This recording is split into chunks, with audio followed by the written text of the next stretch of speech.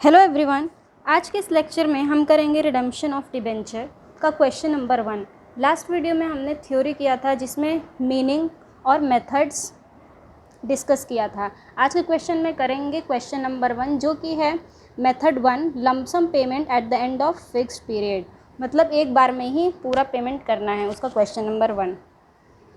Kaveri limited issued 50,000 8% debenture of ₹100 each at par on October 1st, 2012, redeemable on March 31st, 2016. It was decided to invest 15% of the face value of debentures to be redeemed towards debenture redemption investment on 30 April 2015. The board of directors transferred the required amount to redemption reserve on March 31st, 2016. Debentures were redeemed on due date. Record necessary entries for issue and redemption of debentures. तो जैसा कि मैंने last video में बताया था कि इसमें एक अकाउंट बनाएंगे, डिबेंचर रिडेम्पशन इन्वेस्टमेंट का 15% फेस वैल्यू का 15% अमाउंट जाएगा उसमें, और दूसरा अकाउंट क्या होगा, डिबेंचर रिडेम्पशन रिजर्व, वो कितना डालेंगे 25% किसका, फेस वैल्यू का। तो चलिए क्वेश्चन को सॉल्व करते हैं। तो फर्स्ट एंट्री बनाएंगे इशू का, क्योंकि क्वेश्चन में दिया हुआ है कि इशू किया है किस पे, पार पे किया, रेडीमेबल भी पार पे हो रहा है। ठीक है, तो एंट्री करते हैं। फर्स्ट एंट्री होगा bank to 8% debenture application and allotment. यहाँ कंबाइन एंट्री बनाएंगे क्योंकि एप्लीकेशन एंड अलॉटमेंट में अलग अलग नहीं दिया है, एक साथ ही है। Second entry 8% debenture application and allotment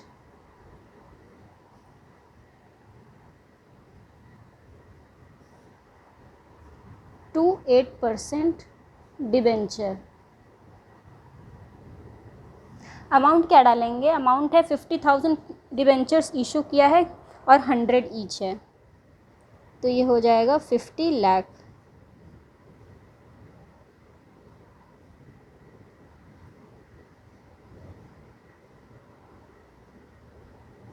next entry, अब क्वेश्चन को हम देखेंगे डेट वाइज, जिस हिसाब से डेट होगा, जो पहले डेट होगा उसकी एंट्री पहले करेंगे, जो बाद में डेट दिया होगा उसकी एंट्री बाद में। तो दिया हुआ है कि डिबेंचर रिडेम्पशन इन्वेस्टमेंट जो है वो कब हो रहा है, 30 अप्रैल 2015। उसके बाद क्या हो रहा है, जो पीएल में जितने भी प्रॉफिट हुए हैं उनको हम ट्रांसफ़र करेंगे। कब करेंगे, मार्च 31, 2016। तो पहले इन्वेस्टमेंट करेंगे, तो इन्वेस्टमेंट की एंट्री करते हैं और यहाँ पर डेट लिखेंगे। यहाँ पर क्या डेट होगा, अक्टूबर 1, 2012 को है, और ये भी सेम डेट। और यहाँ पर डेट चेंज जाएगा 30 अप्रैल 2015। ये डेट के लिए अलग से लाइन बना देते हैं। अब यहाँ पे क्या करेंगे, डिबेंचर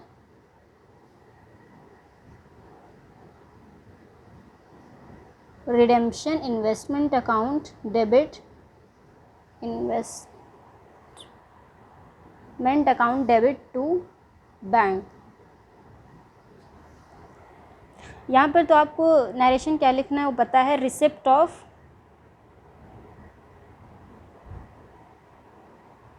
एप्लीकेशन मनी,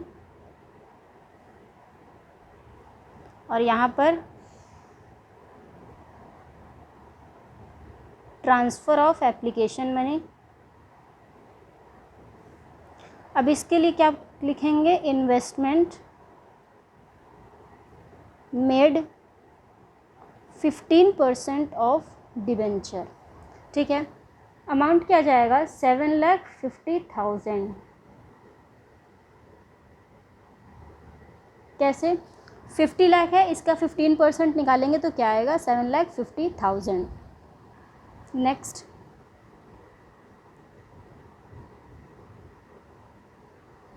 और जब इसको इन कैश कराएंगे तो डेट क्या हो जाएगा, 31 मार्च 2016। अभी ये जो इन्वेस्टमेंट किया है उसको इन कैश करा लेते हैं टू 8% डिबेंचर रिडेम्पशन इन्वेस्टमेंट, यहाँ पर भी सेम अमाउंट 7,50,000 15%, और यहाँ पर क्या डालेंगे, इन्वेस्टमेंट इन कैश। ठीक है, यहाँ पर एक लाइन बना देते हैं ताकि पता चले कहाँ से नेक्स्ट एंट्री शुरू कर रहे हैं। यहाँ तक तो हमने इशू किया, फिर यहाँ पे इन्वेस्टमेंट किया, दो एंट्री चलेंगी सबकी। अब थर्ड एंट्री कहाँ पर चलेंगे कि जो प्रॉफिट एंड लॉस हुआ है, हमें प्रॉफिट एंड लॉस में जो प्रॉफिट है हमारा सरप्लस, उसका 25% किस में डालेंगे, डिबेंचर रिडेम्पशन रिजर्व में। उसके लिए डेट क्या डालेंगे, March 31, 2016। Surplus in statement of profit and loss to debenture redemption reserve. यहाँ पर नरेशन क्या लिखेंगे, transfer of profit equal to 25% to debenture redemption reserve. इसको शॉर्ट में क्या कहते हैं, DRR। अब यहाँ पर अमाउंट डालेंगे 12,50,000। ये 12,50,000 कैसे आया, जब 50 लाख का 25% निकालेंगे तो आएगा 12,50,000। अब जैसा कि मैंने बताया था कि इस डिबेंचर रिडेम्पशन रिजर्व को ट्रांसफ़र करते हैं जनरल रिजर्व में, वो एंट्री हम सबसे लास्ट में करेंगे। इसके बीच में 2 एंट्री हैं, तो वो पहले कर लेते हैं। डेट March 31, 2016 ही है। 8% डिबेंचर टू डिबेंचर होल्डर्स।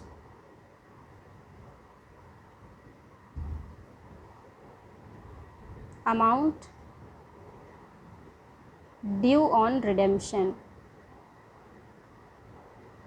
यहाँ क्या अमाउंट डालेंगे, यहाँ पूरा फेस वैल्यू डाल देंगे। पार पे ही कर रहे हैं रिडीम, क्वेश्चन ने दिया है कि पार पे ही रिडीम कर रहे हैं, तो 50 lakh. Next entry, debenture holders to bank, debenture holders to bank, यहाँ पर भी 50 लाख।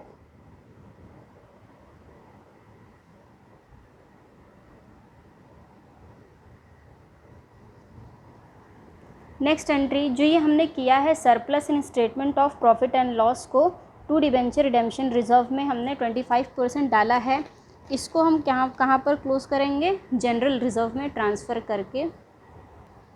डेट सेम है, March 31, डिबेंचर रिडेम्पशन रिजर्व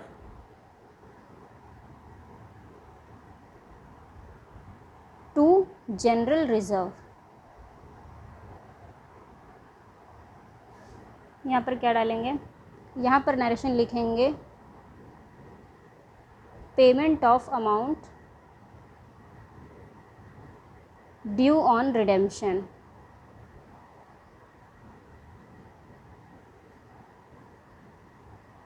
और यहाँ पर transfer of DRR to general reserve. ठीक है, और यहाँ पे वही अमाउंट डालेंगे 12,50,000। कौन सा अमाउंट, ये अमाउंट जो सरप्लस में था, डिबेंचर में डाला था 1250। तो यहाँ पर हमारा क्वेश्चन नंबर 1 हो गया है। अब चलते हैं क्वेश्चन नंबर 2 करते हैं। क्वेश्चन नंबर 2 है, on 1 April 2011 F limited issued 40 lakh 7% debentures of ₹100 each at a premium of 5%। अब यहाँ पर क्या है, इशू कर रहे हैं पार पे और रिडीम कर रहे हैं प्रीमियम पे। सॉरी, इशू भी प्रीमियम पे है और रिडीम भी प्रीमियम पे है। ये इशू का 5% प्रीमियम है और ये रिडीम का 10% प्रीमियम है। At the end of 4 years the board of directors decided to transfer the minimum required amount to DRR account at the time of redemption. Investment as required by law was made in fixed deposits of the bank on 30 April earning interest at 6%। अब यहाँ पर क्या है, 6% investment करेंगे। Pass journal entries at the time of redemption of debentures. तो चलिए solve करते हैं क्वेश्चन नंबर 2। इशू की एंट्री करेंगे, bank to 7% debenture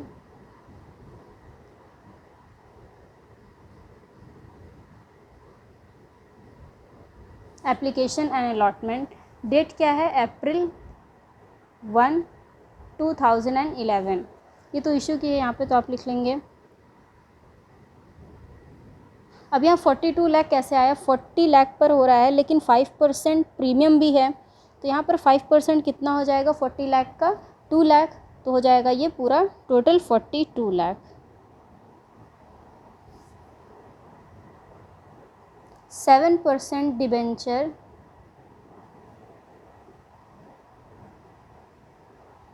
application and allotment to 7% debenture to security premium reserve. Security premium reserve भी है किस पे, इशू जो कर रहे हैं डिबेंचर, उसके अलावा जो रिडीम कर रहे हैं उस पर भी प्रीमियम है, तो प्रीमियम ऑन रिडेम्पशन। अब देखते हैं कैसे होगा। यहाँ पर ये ट्रांसफ़र करेंगे 42 लाख, तो यहाँ पे तो 42 लाख हो गया। अब यहाँ पर फेस वैल्यू क्या है, 40 लाख। सिक्योरिटी प्रीमियम रिज़र्व, यहाँ पर देख रहे थे कि 5% क्या है, इशू पे प्रीमियम है, तो 40 लाख का 5% 2 लाख आ गया। और रिडेम्पशन पे कितना है, 10%। 40 लाख का 10% कितना हो जाएगा, 4 लाख। अब इन सब को ऐड करेंगे, इसको माइनस करेंगे, तो डिफरेंस कितने का आएगा, 4 लाख।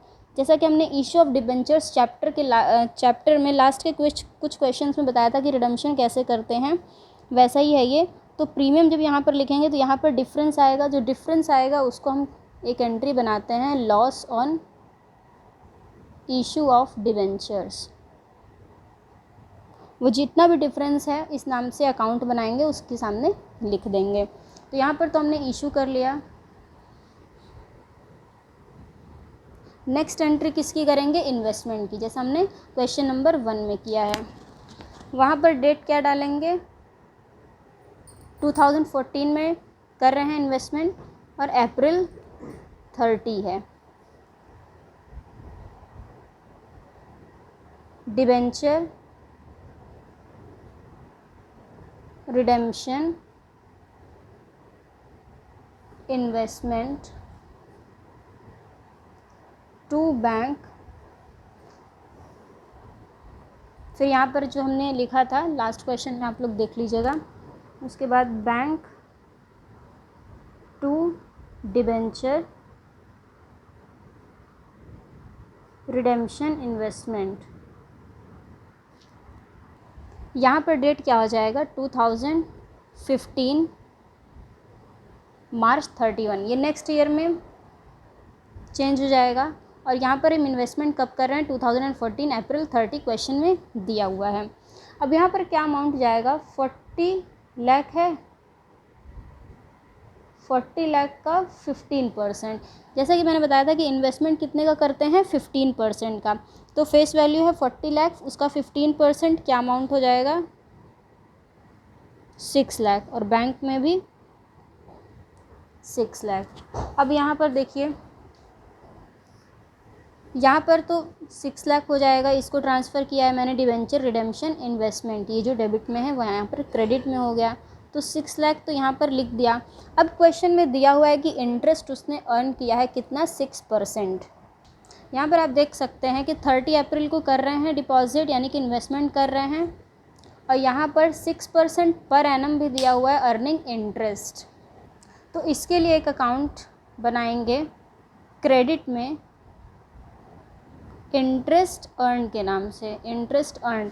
अब यहाँ पर क्या अमाउंट जाएगा, इतना हमने डाला था, 6 लाख इन्वेस्टमेंट किया था, इसका 6% पर एनम दिया हुआ है, तो ये 6% हो गया।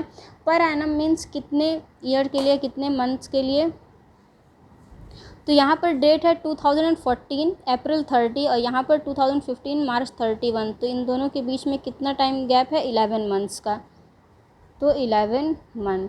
इन सब को सॉल्व करेंगे तो क्या आ जाएगा? 33,000। इन दोनों को ऐड करेंगे और यहाँ पर लिख देंगे 6,33,000। नेक्स्ट एंट्री क्या करेंगे? जो प्रॉफिट है उसका 25% DRR में डालेंगे। मार्च 31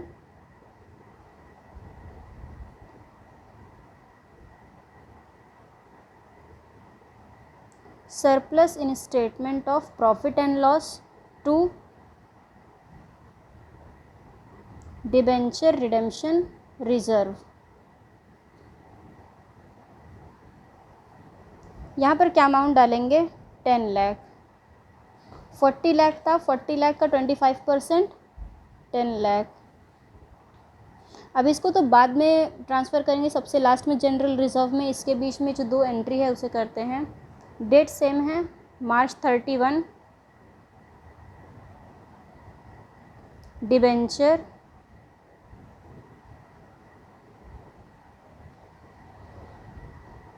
to debenture holders. Last question में जो किया था उसमें था कि रिडेम्पशन क्या है, हो रहा था पार पे। अब इस क्वेश्चन में क्या है कि प्रीमियम पे हो रहा है। तो यहाँ पे जो प्रीमियम है, प्रीमियम ऑन रिडेम्पशन 4 लाख, इसे हम यहाँ पर जो रिडीम कर रहे हैं यहाँ पर डेबिट में लिखेंगे।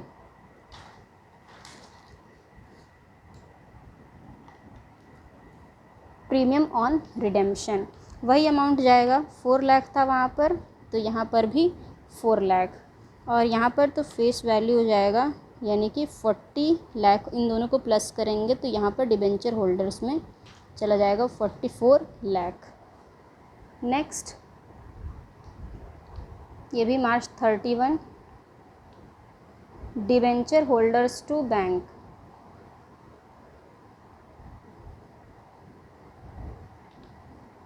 यहाँ पे भी 44 लाख।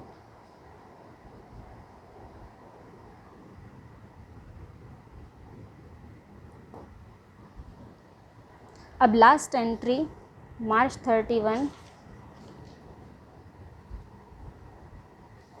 डिबेंचर रिडेम्पशन रिजर्व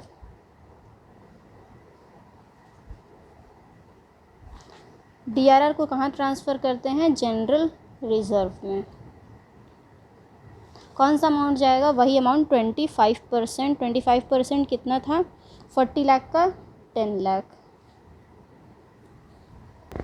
तो यहाँ पर हमने कर लिया question number 1 and question number 2। Next video में करेंगे question number 3 and question number 4।